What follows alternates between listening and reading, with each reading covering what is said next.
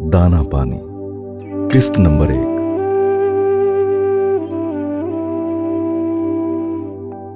अलिफ अल्लाह चंबे दी बूटी मन विच मुर्शिद लाई हो, नफी इसबात दा पानी मिलिया हर रगे हर जाई हो। मैंने उस पौधे की नफी इसबात के पानी से आबियारी की। नफी ला इलाहा असबात इल्लल्लाह, और इसकी खुशबू को अपने हर रगो रेशे में बसा लिया।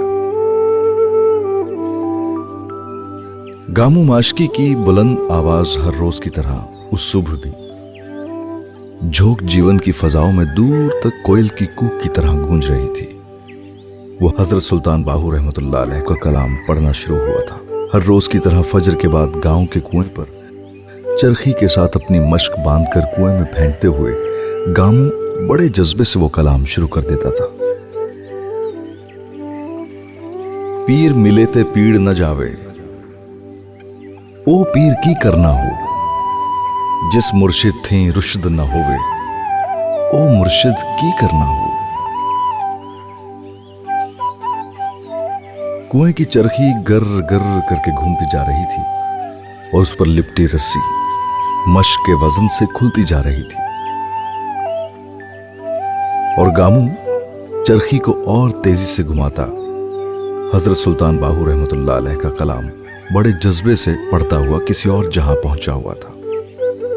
न उसे कुरान आता था न हदीस, बस आता था तो हजरत सुल्तान बाहू रहमतुल्लाह अलैह का कलाम जो उसने अपने बाप को सुन सुन कर रटा था। बचपन में कभी माँ बाप ने कुरानी कायदा पढ़ाया था और पहले सिपारे से पहले ही बाप की मौत ने गुलाम मोहम्मद के हाथ में सिपारे की जगह पानी की मश्क पकड़ा दी जो उसके कद से भी बड़ी थी, और वो गुलाम मोहम्मद से गामू माशकी हो गया।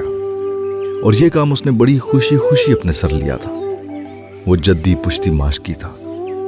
बाप दादा भी यही काम करते थे और उसे भी बाप के साथ बचपन ही से गांव के कुएं पर जाकर चरखी घुमाना और मश्क भरना अच्छा लगता था। पर उससे भी ज्यादा मजे का काम उस पानी की मश्क से पूरे गांव के घरों के मटके और बर्तन भरना था, और फिर गलियों की सूखी मिट्टी पर पानी छिड़कना और सूखी मिट्टी का यूं नम होकर जमीन पर बैठना जैसे वो उस पानी के लिए ही तरसी हुई हो। गामू 3 साल की उम्र से बाप के साथ साथ सुबह सवेरे अपने नन्हे कदमों से किसी बड़े की तरह चलते हुए झोंक जीवन के उन 50-60 घरों के दरवाजे दरवाजे जाता था। उसका बाप पानी छिड़कता, हक बाहू पड़ता जाता, और वो कलाम नन्हे गुलाम मोहम्मद के जहन में जैसे नक्श होता गया था। उसके बाप की कूक में हुक नहीं थी और गामू की आवाज में हुक ही हुक थी।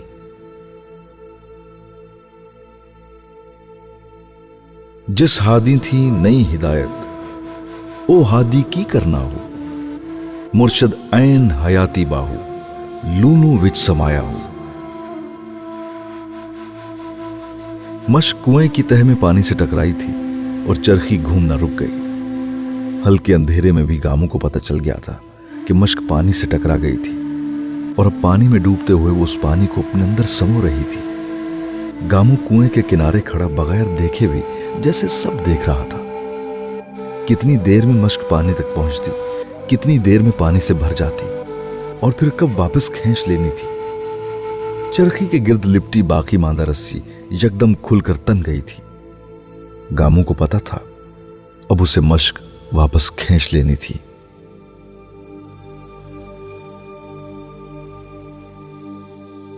कीती जान हवाले रब दे, ऐसा इश्क कमाया हो, मरण थी पहले मर गए बाहू, ता मतलब नू पाया हो। पो फट रही थी जब गामू मश्क खींच रहा था, और चरखी उसी गर्र गर्र की आवाज के साथ अब उल्टा घूमते हुए रस्सी को लपेट रही थी। जब तक मश्क कुएं से बाहर आई, गांव के चंद आवारा कुत्ते हर रोज की तरह प्यास से हाँपते कांपते जुबानें लटकाए कुएं के पास जमा हो गए थे। वो गामू पर कभी नहीं भौंकते थे, क्योंकि सुबह शाम वही था जो मश्क कुएं से निकालकर सबसे पहले कुएं के पास बने एक घड़े में उनके लिए पानी डालता था। वो कुत्ते गामू से भी पहले उस घड़े के गिर्द इकट्ठे हो गए थे। मश्क से छलकता ठंडा पानी उस घड़े में गिरने लगा और तब गिरता ही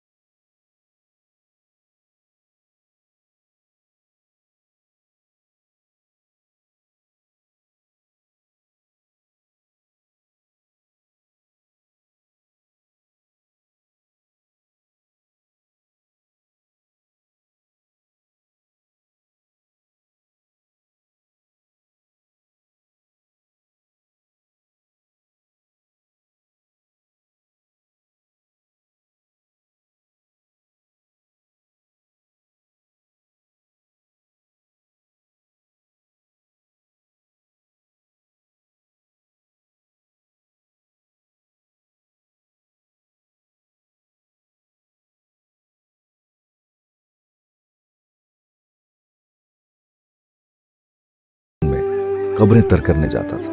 ये भी उसने अपने बाप से सीखा था। अपने माँ बाप और रिश्तेदारों की कब्रों पर पानी छिड़कते छिड़कते गामू सारी ही कब्रों को तर करने लगता था, क्योंकि गीली कब्रों के दरमियान सूखी कब्रें यूं गामू का मुंह चढ़ाती थी जैसे उसने सबको पानी पिला दिया हो और किसी को छोड़ दिया हो। और गामू कहाँ किसी को छोड़ने वाला था। वो जिनके खानदान वालों की कब्रें थी, वो आए ना आए गामू जरूर आता, कब्रें ठंडी करता, पूरे कब्रिस्तान में पानी छिड़क कर चला जाता। और जहां जहां किसी ने कब्र पर परिंदों के लिए दाना और पानी के प्याले रखे हुए होते, वहां भी पानी भर जाता।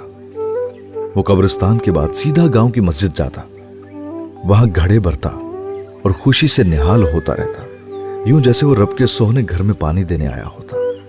गांव की उस कच्ची पक्की मस्जिद में कोई नमाजी आता ना आता, गामू पानी डालने जरूर आता। कब्रिस्तान में लगे मोतिये के पौधों से मोतिये के फूल तोड़कर वो मस्जिद के पानी के घड़ों के पास छोड़ जाता। किसी और ने मस्जिद में झाड़ू न लगाया होता तो वो झाड़ू लगाने खड़ा हो जाता। और मस्जिद के बाद वो सबसे पहले गांव के चौधरियों की हवेली जाता था। बगदाद शहर दी ए निशानी, उचियां लम्मियां चीरा हो, तन मन मेरा पुरजे पुरजे, जिमें दर्जी दियां लीरा हो। उस हवेली से गामू को दाने आते थे, वो दाने जिससे उसके घर का चूल्हा जलता था और उसके पेट का ईंधन भी। वो एहसानमंदी और तशक्कुर के लिए वहां पानी ही ला सकता था।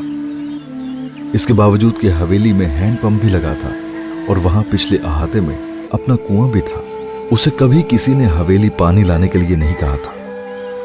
पर गामू फिर भी वहां जाता और हवेली में वहीं से पानी ले लेकर अंदर बाहर छिड़कता फिरता और हक बाहू का कलाम पढ़ता जाता। कई बार चौधरी करामत उसे बिठाकर वो कलाम सुनाने का कह देते, और जिस दिन वो चौधरी करामत को कलाम सुनाता, उस दिन सुबह सवेरे ही जैसे उसका दामन दानों से भर जाता। वो गामू को कुछ न कुछ देकर ही रुखसत करते। गांव के माशकी के लिए कभी हवेली का दरवाजा बंद नहीं हुआ था। ये जैसे उसके काम और ओहदे की तकरीम थी। लीरा दी गल कफनी पाके, दिल सा संग फकीरा हो, मंग बगदाद दे टुकड़े बाहू, करसा मीरा मीरा हो।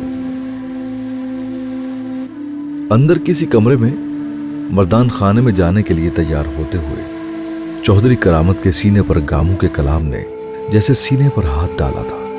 चौधराइन को 4 महीने हुए थे फौत हुए, और जब से वो गई थी चौधरी करामत का अंदर बाहर ही बदल के रह गया था। गामू की आवाज उसको अंदर बाहर से यूं फरोल रही थी जैसे दानों को साफ करने के लिए उनमें हाथ फेरती किसी की उंगलियां। चौधरी करामत ने शीशे के सामने खड़े अपनी आंखों को रगड़ कर खुश्क किया था, और फिर कुल्ला सर पर जमाते हुए उसने अपने मुलाजिम को आवाज दी थी, गामू की छाछ की घड़ोली देना आज दानों के साथ। उसका मुलाजिम ताबेदारी से बाहर लपका। चौधरी करामत की हवेली में कई दिन से सफेदी हो रही थी। उसके इकलौते बेटे की शादी की तैयारी थी, जो चौधराइन की जिंदगी में शुरू हुई थी और अब उसके जाने के कई महीने बाद दोबारा शुरू हुई थी। ए तन मेरा चश्मा होवे, मुर्शिद वेख न रज्जा हो, मुर्शिद दा दीदार है बाहू, लख करोड़ा हज्जा हो। गामू की बीवी अल्लाह वसाई ने बर्तन में पड़े दानों की आखिरी मुट्ठी को पत्थर की उस चक्की के सुराख में डाला था, जिसे चलाते हुए वो उस वक्त घर के सहन में बैठी आटा पीस रही थी। बस वो आटा आज इतना ही होता कि पीस कर 2 वक्त की रोटी मिल जाती। फिर कल क्या होता, वो कभी अल्लाह वसाई ने सोचा ही नहीं था। वो सुबह उठकर एक मुट्ठी भरकर दाने उसी बर्तन से घर के सहन में आने वाले परिंदों के लिए निकाल देती, और कुछ मुट्ठी दाने आटा पीसने के लिए। वो बर्तन छोटा था और उसमें दाने चौधरियों के घर से ही आते थे हमेशा। फसल कटने के वक्त ज्यादा आते और कई महीने चलते, और जब वो खत्म होने लगते तब भी किसी न किसी खिदमत के एवज चौधरियों के घर से कुछ न कुछ आता ही रहता। अल्लाह वसाई हर बार आखिरी मुट्ठी निकालते हुए सोचती कि इतनी बड़ी दुनिया के लाख करोड़ों लोगों में रब सोने को गामू और उसकी बीवी का वो खाली होता बर्तन भी नजर आता और याद होता था।